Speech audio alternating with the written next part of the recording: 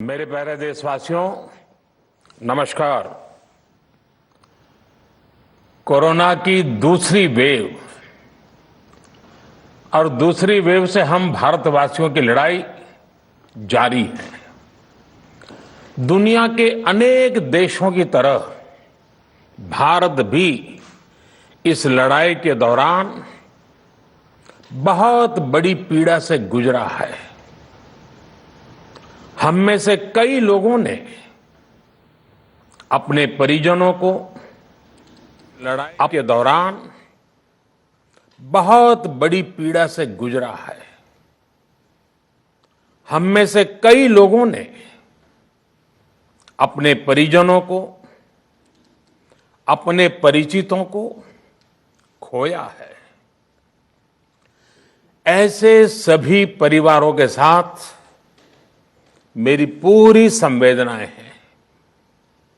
साथियों, बीते 100 वर्षों में आई ये सबसे बड़ी महामारी है, त्रासदी है। इस तरह की महामारी आधुनिक विश्व ने न देखी थी, न अनुभव की थी। इतनी बड़ी वैश्विक महामारी से हमारा देश कई मोर्चों पर एक साथ लड़ा है। कोविड अस्पताल बनाने से लेकर आईसीयू बेड्स की संख्या बढ़ानी हो, भारत में वेंटिलेटर बनाने से लेकर टेस्टिंग लैब्स का एक बहुत बड़ा नेटवर्क तैयार करना हो, कोविड से लड़ने के लिए बीते 1.25 साल में ही देश में एक नया हेल्थ इंफ्रास्ट्रक्चर तैयार किया गया है। सेकंड वेव के दौरान अप्रैल और मई के महीने में भारत में मेडिकल ऑक्सीजन की डिमांड अकल्पनीय रूप से बढ़ गई थी। भारत के इतिहास में कभी भी इतनी मात्रा में मेडिकल ऑक्सीजन की जरूरत कभी भी महसूस नहीं की गई। इस जरूरत को पूरा करने के लिए युद्ध स्तर पर काम किया गया। सरकार के सभी तंत्र लगे।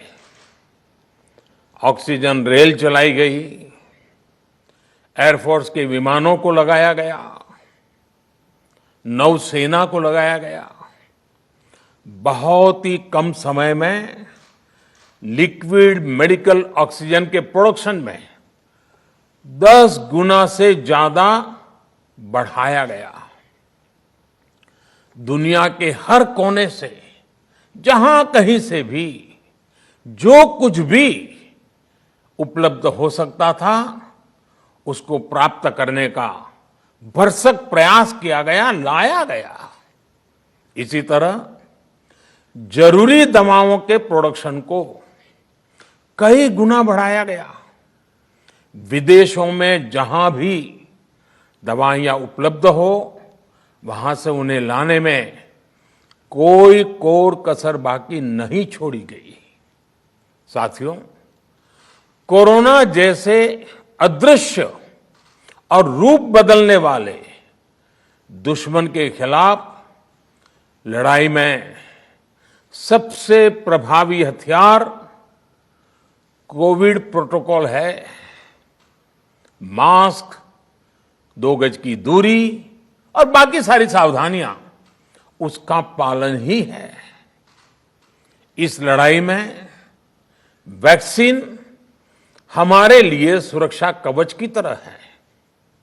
आज पूरे विश्व में वैक्सीन के लिए जो मांग है उसकी तुलना में उत्पादन करने वाले देश और वैक्सीन बनाने वाली कंपनियां बहुत कम है, इन्हीं गिनी हैं।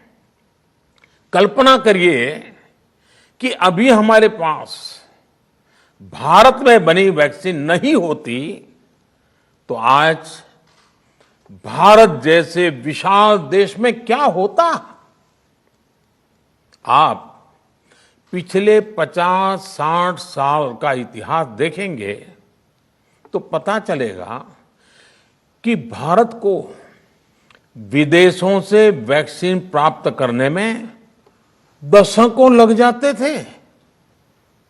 विदेशों में वैक्सीन का काम पूरा हो जाता था, तब भी हमारे देश में वैक्सीनेशन का काम शुरू भी नहीं हो पाता था। पोलियो की वैक्सीन हो, स्मॉल पॉक्स, जहां गांव में हम इसको चेचक कहते हैं, चेचक की वैक्सीन हो, हेपेटाइटिस बी की वैक्सीन हो, इनके लिए देशवासियों ने दशकों तक इंतजार किया था। जब 2014 में देशवासियों ने हमें सेवा का अवसर दिया तो भारत में वैक्सीनेशन का कवरेज 2014 में भारत में वैक्सीनेशन का कवरेज सिर्फ 60% के आसपास था, 60% के आसपास था। और हमारी दृष्टि में यह बहुत चिंता की बात थी। जिस रफ्तार से भारत का टीकाकरण कार्यक्रम चल रहा था, उस रफ्तार से देश को 100% टीकाकरण कवरेज का लक्ष्य हासिल करने में करीब करीब 40 साल लग जाते हैं। हमने इस समस्या के समाधान के लिए मिशन इंद्रधनुष को लॉन्च किया। हमने तय किया कि मिशन इंद्रधनुष के माध्यम से युद्ध स्तर पर वैक्सीनेशन किया जाएगा और देश में जिसको भी वैक्सीनेशन की जरूरत है उसे वैक्सीन देने का प्रयास होगा। हमने मिशन मोड में काम किया और सिर्फ 5-6 साल में ही वैक्सीनेशन कवरेज 60% से बढ़कर 90% से भी ज्यादा हो गई। 60 से 90, यानी हमने वैक्सीनेशन की स्पीड भी बढ़ाई और दायरा भी बढ़ाया। हमने बच्चों को कई जानलेवा बीमारियों से बचाने के लिए कई नए टीकों का भी भारत के टीकाकरण अभियान का हिस्सा बना दिया। हमने इसलिए किया क्योंकि हमें हमारे देश के बच्चों की चिंता थी, गरीब की चिंता थी, गरीब के उन बच्चों की चिंता थी जिन्हें कभी टीका लग ही नहीं पाता था। हम 100% टीकाकरण कवरेज की तरफ बढ़ रहे थे कि कोरोना वायरस ने हमें घेर लिया। देश ही नहीं, दुनिया के सामने फिर पुरानी आशंकाएं घिरने लगी कि अब भारत कैसे इतनी बड़ी आबादी को बचा पाएगा। लेकिन साथियों, जब नीयत साफ होती है, नीति स्पष्ट होती है, निरंतर परिश्रम होता है तो नतीजे भी मिलते हैं। हर आशंका को दरकिनार करके भारत ने 1 साल के भीतर ही एक नहीं बल्कि 2 made in India vaccine launch कर दी।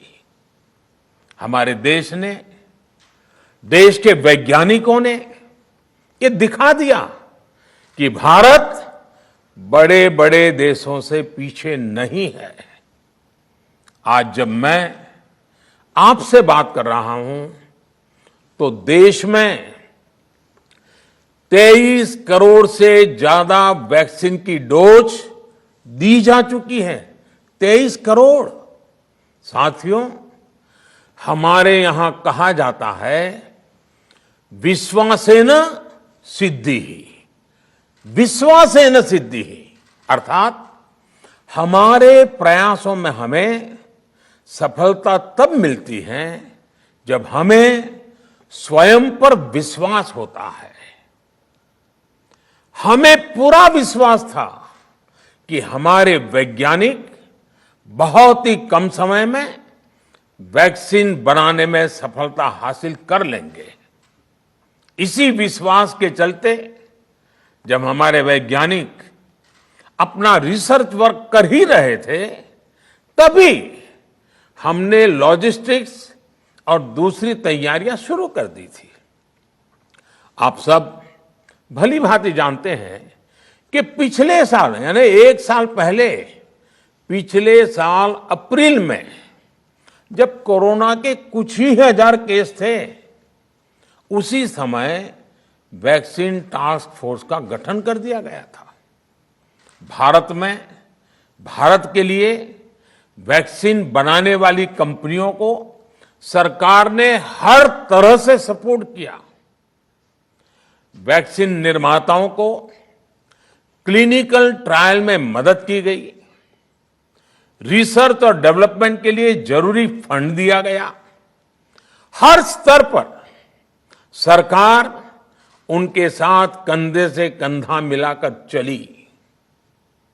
आत्मनिर्भर भारत पैकेज के तहत मिशन कोविड सुरक्षा के माध्यम से भी उन्हें हजारों करोड़ रुपए उपलब्ध कराए गए।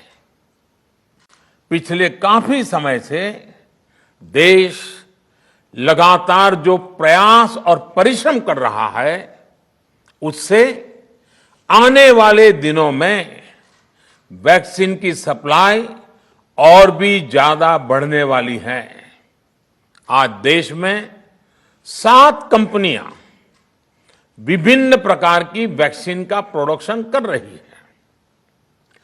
3 और वैक्सीन का ट्रायल भी एडवांस स्टेज पर चल रहा है। वैक्सीन की उपलब्धता बढ़ाने के लिए दूसरे देशों की कंपनियों से भी वैक्सीन खरीदने की प्रक्रिया को तेज किया गया है। इधर हाल के दिनों में कुछ एक्सपर्ट्स द्वारा हमारे बच्चों को लेकर भी चिंता जताई गई है। इस दिशा में भी 2 वैक्सीन का ट्रायल तेजी से चल रहा है। इसके अलावा अभी देश में एक नेजल वैक्सीन पर भी रिसर्च जारी है। इसे सिरिंज से न देकर नाक में स्प्रे किया जाएगा। देश को अगर निकट भविष्य में इस वैक्सीन पर सफलता मिलती है, तो इससे भारत के वैक्सीन अभियान में और ज्यादा तेजी आएगी। साथियों, इतने कम समय में वैक्सीन बनाना अपने आप में पूरी मानवता के लिए बहुत बड़ी उपलब्धि है, लेकिन इसकी अपनी सीमाएं भी हैं। वैक्सीन बनने के बाद भी दुनिया के बहुत कम देशों में वैक्सीनेशन प्रारंभ हुआ और ज्यादातर समृद्ध देशों में ही शुरू हुआ। WHO ने वैक्सीनेशन को लेकर गाइडलाइंस दी। वैज्ञानिकों ने वैक्सीनेशन की रूपरेखा रखी और भारत ने भी जो अन्य देशों की बेस्ट प्रैक्टिसेस थी, विश्व स्वास्थ्य संगठन WHO के मानक थे, उसी आधार पर चरणबद्ध तरीके से वैक्सीनेशन करना तय किया। केंद्र सरकार ने मुख्यमंत्रियों के साथ हुई अनेकों बैठकों से जो सुझाव मिले, संसद के विभिन्न दलों के साथियों द्वारा जो सुझाव मिले, उसका भी पूरा ध्यान रखा।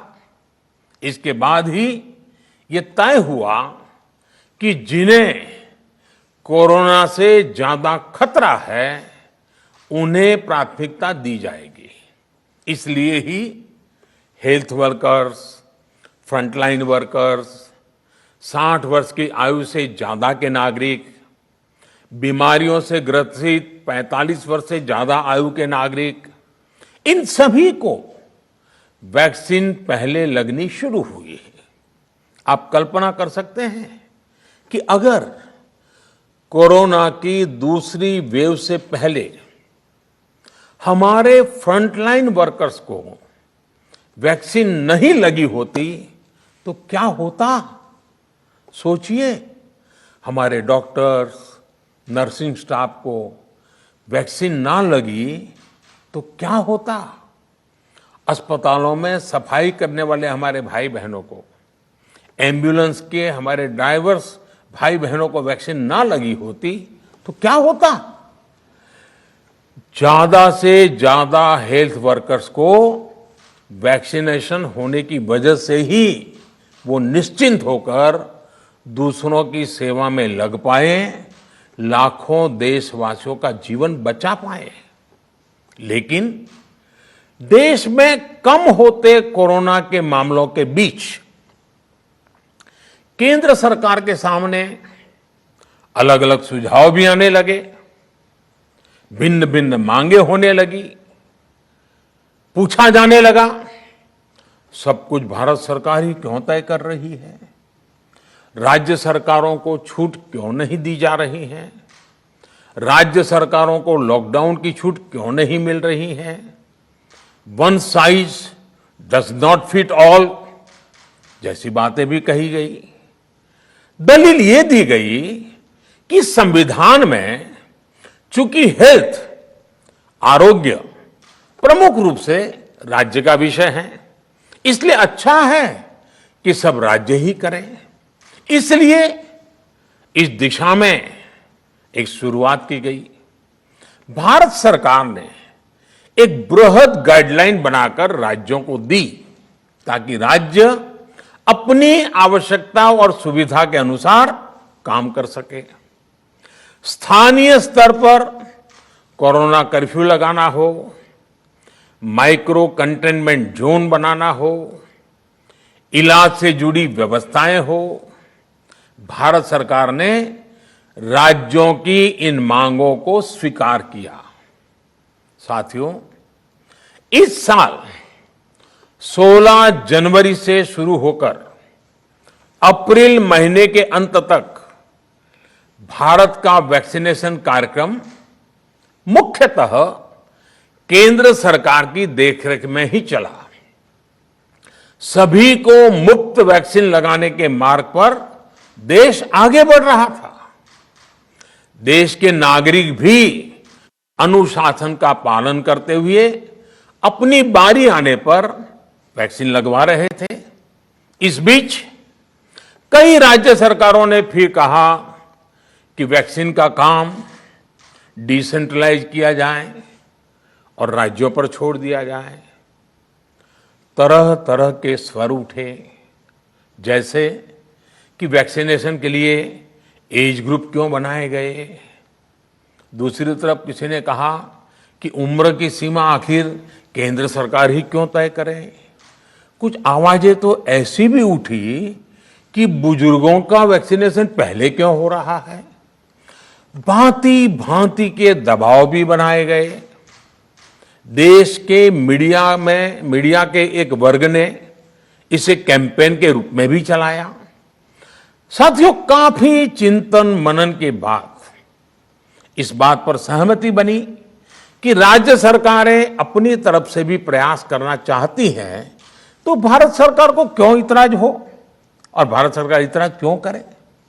राज्यों की इस मांग को देखते हुए, उनके आग्रह को ध्यान में रखते हुए 16 जनवरी से जो व्यवस्था चली आ रही थी, उसमें प्रयोग के तौर पर एक बदलाव किया गया। हमने सोचा कि राज्य ये मांग कर रहे हैं, उनका उत्साह है, तो चलो भाई 25% का काम उन्हीं को सुपुर्द कर दिया जाए, उन्हीं को दे दिया जाए। स्वाभाविक है 1 मई से राज्यों को 25% काम उनके हवाले कर दिया गया। उसे पूरा करने के लिए उन्होंने अपने अपने तरीके से प्रयास भी किए। इतने बड़े काम में किस तरह की कठिनाइयां आती हैं, ये भी उनके ध्यान में आने लगा। उनको पता चला पूरी दुनिया में वैक्सीन की क्या स्थिति है, इसकी सच्चाई से भी राज्य परिचित हुए। और हमने देखा, एक तरफ मई में सेकेंड वेव, दूसरी तरफ वैक्सीन के लिए लोगों का बढ़ता रुझान, और तीसरी तरफ राज्य सरकारों की कठिनाइयां। मई में 2 सप्ताह बीतते बीतते कुछ राज्य खुले मन से ये कहने लगे कि पहले वाली व्यवस्था ही अच्छी थी। धीरे धीरे इसमें कई राज्य सरकारें जुड़ती चली गई। वैक्सीन का काम राज्यों पर छोड़ा जाए, जो इसकी वकालत कर रहे थे उनके विचार भी बदलने लगे। एक अच्छी बात रही कि समय रहते राज्य पुनर्विचार की मांग के साथ फिर आगे आए। राज्यों की इस मांग पर हमने भी सोचा कि देशवासियों को तकलीफ ना हो, सुचारू रूप से उनका वैक्सीनेशन हो। इसके लिए 1 मई के पहले वाली, यानी 1 मई के पहले 16 जनवरी से अप्रैल अंत तक जो व्यवस्था थी, पहले वाली पुरानी व्यवस्था को फिर से लागू किया जाए। साथियों, आज ये निर्णय लिया गया है कि राज्यों के पास वैक्सीनेशन से जुड़ा जो 25% काम था, उसकी जिम्मेदारी भी भारत सरकार उठाएगी। ये व्यवस्था आने वाले 2 सप्ताह में लागू की जाएगी। इन 2 सप्ताह में केंद्र और राज्य सरकारें मिलकर नई गाइडलाइंस के अनुसार आवश्यक तैयारी कर लेगी। संयोग है कि 2 सप्ताह बाद 21 जून को ही अंतर्राष्ट्रीय योग दिवस भी है। 21 जून सोमवार से देश के हर राज्य में 18 वर्ष से ऊपर की उम्र के सभी नागरिकों के लिए भारत सरकार राज्यों को मुफ्त वैक्सीन मुहैया कराएगी। वैक्सीन निर्माताओं से कुल वैक्सीन उत्पादन का 75% हिस्सा भारत सरकार खुद ही खरीदकर राज्य सरकारों को मुफ्त देगी। यानी देश की किसी भी राज्य सरकार को वैक्सीन पर कुछ भी खर्च नहीं करना होगा। अब तक देश के करोड़ों लोगों को मुफ्त वैक्सीन मिली है। अब 18 वर्ष की आयु के लोग भी इसमें जुड़ जाएंगे। सभी देशवासियों के लिए भारत सरकार ही मुफ्त वैक्सीन उपलब्ध करवाएगी।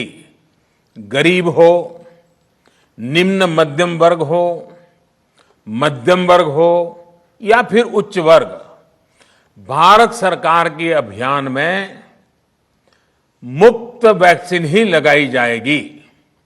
हां, जो व्यक्ति मुफ्त में वैक्सीन नहीं लगवाना चाहते, प्राइवेट अस्पताल में वैक्सीन लगवाना चाहते हैं, उनका भी ध्यान रखा गया है। देश में बन रही वैक्सीन में से 25% प्राइवेट सेक्टर के अस्पताल सीधे ले पाएं, ये व्यवस्था जारी रहेगी। प्राइवेट अस्पताल वैक्सीन की निर्धारित कीमत के उपरांत एक डोज पर अधिकतम 150 रुपये ही सर्विस चार्ज ले सकेंगे। इसकी निगरानी करने का काम राज्य सरकारों के पास ही रहेगा। साथियों, हमारे शास्त्रों में कहा गया है, प्राप्य आपदम न व्यथते कदाचित, उद्योगम अनु इच्छति चा प्रमत्तः। अर्थात विजेता आपदा आने पर उससे परेशान होकर हार नहीं मानते, बल्कि उद्यम करते हैं, परिश्रम करते हैं और परिस्थिति पर जीत हासिल करते हैं। कोरोना से लड़ाई में 130 करोड़ से अधिक भारतीयों ने अभी तक की यात्रा आपसी सहयोग, दिन रात मेहनत करके तय की है। आगे भी हमारा रास्ता हमारे श्रम और सहयोग से ही मजबूत होगा। हम वैक्सीन प्राप्त करने की गति भी बढ़ाएंगे और वैक्सीनेशन अभियान को भी और गति देंगे। हमें याद रखना है कि भारत में वैक्सीनेशन की रफ्तार आज भी दुनिया में बहुत तेज है, अनेक विकसित देशों से भी तेज है। हमने जो टेक्नोलॉजी प्लेटफॉर्म बनाया है कोविन, उसकी भी पूरी दुनिया में चर्चा हो रही है। अनेक देशों ने भारत के इस प्लेटफॉर्म को इस्तेमाल करने में रुचि भी दिखाई है। हम सब देख रहे हैं कि वैक्सीन की एक एक डोज कितनी महत्वपूर्ण है। हर डोज से एक जिंदगी जुड़ी हुई है। केंद्र सरकार ने ये व्यवस्था भी बनाई है कि हर राज्य को कुछ सप्ताह पहले ही बता दिया जाएगा कि उसे कब कितनी डोज मिलने वाली है। मानवता के इस पवित्र कार्य में वाद विवाद और राजनीतिक छींटाकशी से ऐसी बातों को कोई भी अच्छा नहीं मानता है। वैक्सीन की उपलब्धता के अनुसार पूरे अनुशासन के साथ वैक्सीन लगती रहे, देश के हर नागरिक तक हम पहुंच सके, ये हर सरकार, हर जनप्रतिनिधि, हर प्रशासन की सामूहिक जिम्मेदारी है। प्रिय देशवासियों, टीकाकरण के अलावा आज एक और बड़े फैसले में, उस फैसले से मैं आपको अवगत कराना चाहता हूं। पिछले वर्ष जब कोरोना के कारण लॉकडाउन लगाना पड़ा था, तो प्रधानमंत्री गरीब कल्याण अन्न योजना के तहत 8 महीने तक 80 करोड़ से अधिक देशवासियों को मुफ्त राशन की व्यवस्था हमारे देश ने की थी। इस वर्ष भी दूसरी वेव के कारण मई और जून के लिए भी इस योजना का विस्तार किया गया था। आज सरकार ने फैसला लिया है कि प्रधानमंत्री गरीब कल्याण अन्न योजना को अब दीपावली तक आगे बढ़ाया जाएगा। महामारी के इस समय में सरकार गरीब की हर जरूरत के साथ उसका साथी बनकर खड़ी है। यानी नवंबर तक 80 करोड़ से अधिक देशवासियों को हर महीने तय मात्रा में मुफ्त अनाज उपलब्ध होगा। इस प्रयास का मकसद यही है कि मेरे किसी भी गरीब भाई बहन को, उसके परिवार को भूखा सोना ना पड़े। साथियों, देश में हो रहे इन प्रयासों के बीच कई क्षेत्रों से वैक्सीन को लेकर भ्रम और अफवाहों की जानकारी चिंता बढ़ाती है।